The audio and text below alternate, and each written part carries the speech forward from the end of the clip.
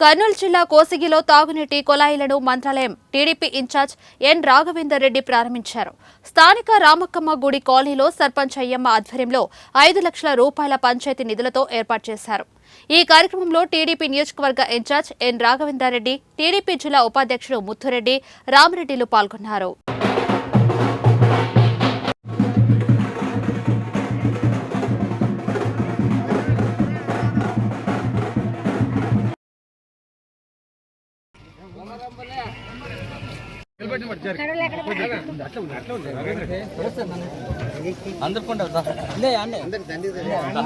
గ్రామంలో ఈ ఏరియాలో ఉండే వాళ్ళందరూ కూడా అడగడం జరిగింది. వాళ్ళ కోరిక మేరకు సర్పంచ్ నిధుల నుండి సర్పంచ్ గారిని అడగంగానే 5 లక్షల రూపాయలు శాంక్షన్ చేసి వెంబడే చేపించినందుకు వారికి కూడా మా ప్రత్యేక ధన్యవాదాలు తెలియజేసుకుంటున్నా.